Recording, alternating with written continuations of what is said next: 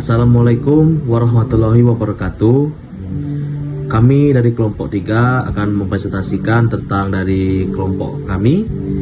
Sebelumnya perkenalkan, saya Muhammad Denny Aprianto dengan NPM F1C021011 dari program studi fisika yang selaku moderator pada video kali ini. Nah, di sini kami akan menyampaikan tentang materi GPS teori 2. Di sini saya kenalkan dikit anggota kelompok dari kelompok 3, yaitu saya sendiri, M. Denny Aprianto. Ada Lulu Indah Setiawati, Gita Panina Baban, Agung Wijaya, Dimas Agung Prayoga, dan Yeza Tritarida Sihombing.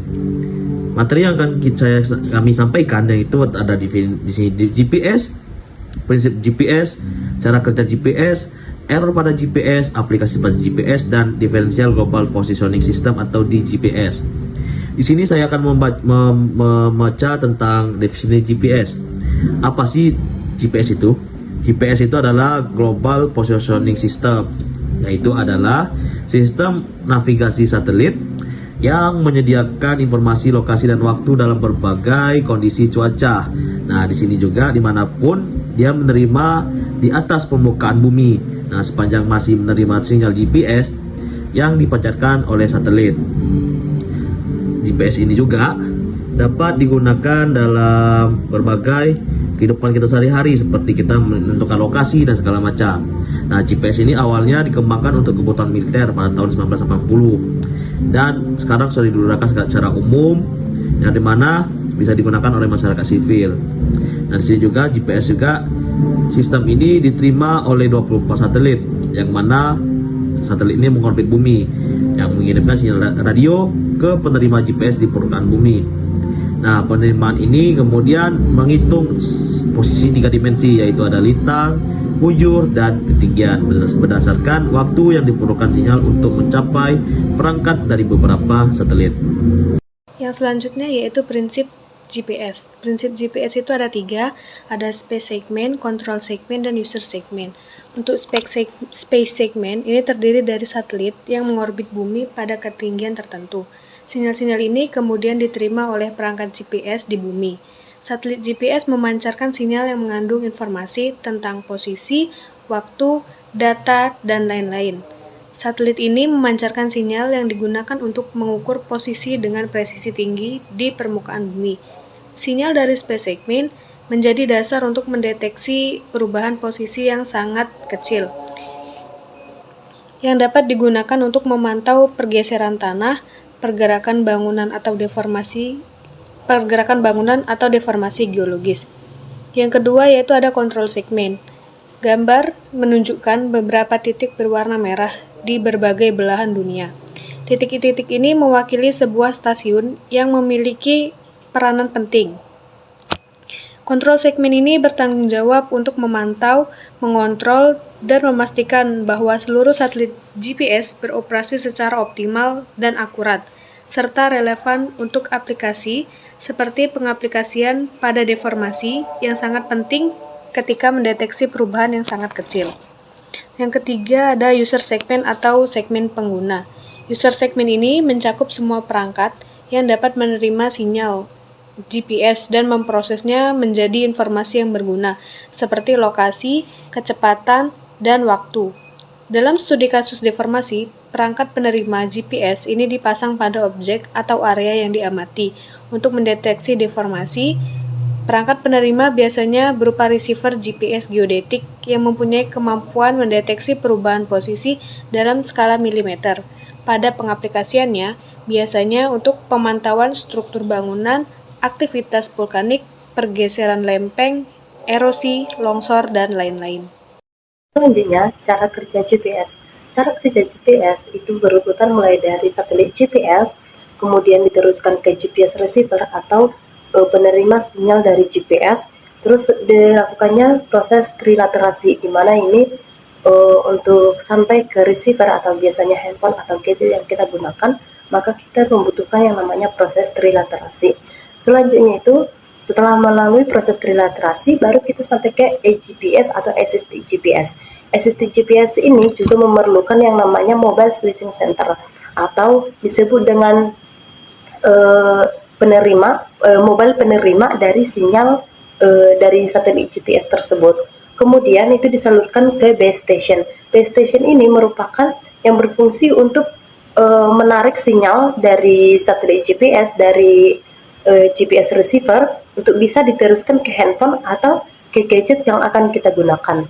Nah, pada PPT ini juga terlihat dari satelit GPS menuju langsung ke handphone dari si penerima atau receiver. Ini kenapa bisa terjadi? Itu tergantung di mana kita berada. Ketika kita sudah berada di luar angkasa, maka kita bisa langsung menerima sinyal dari GPS satelit tersebut. Namun, jika kita berada di bumi atau tidak sedang berada di luar bumi, maka kita harus membutuhkan yang namanya itu proses trilaterasi, proses trilaterasi dari ASST GPS sampai ke MSC atau Mobile Switching Center. Selanjutnya akan dilanjutkan oleh rekan saya. Error pada GPS. Yang pertama yaitu satellite clock error atau error yang terjadi pada satelit ketika satelit dan receiver tidak pada waktu yang sama. Koreksi jam dalam data navigasi berukuran sedemikian rupa sehingga deviasi antara waktu SP dan waktu GPS dapat mencapai 1 milisecond. Hasil dari penyimpangan 1 milisecond ini menghasilkan kesalahan jarak semu yaitu 300 km. Berikutnya yaitu empiris error. Empiris error ini terjadi ketika satelit tidak berada pada lintasan yang seharusnya.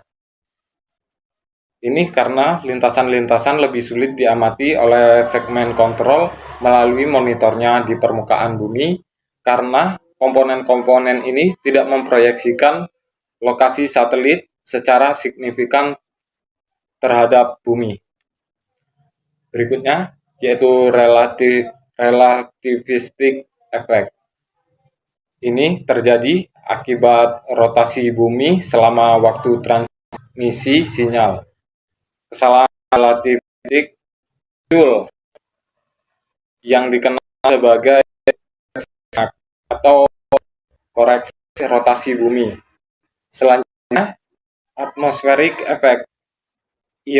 Ionospheric effect terjadi ketika cahaya matahari mengionisasi gas yang ada pada sekitar atmosfer pada wilayah 70 km hingga 1000 km di atas permukaan bumi. Hasil dari ionosferik ini akan mengakibatkan sinyal yang ditransmisikan dari satelit akan mempengaruhi ketika sampai ke GPS. Berikutnya yaitu multipath and shadowing effect. Kesalahan multipath bervariasi secara signifikan dalam besarnya tergantung pada lingkungan tempat penerima berada.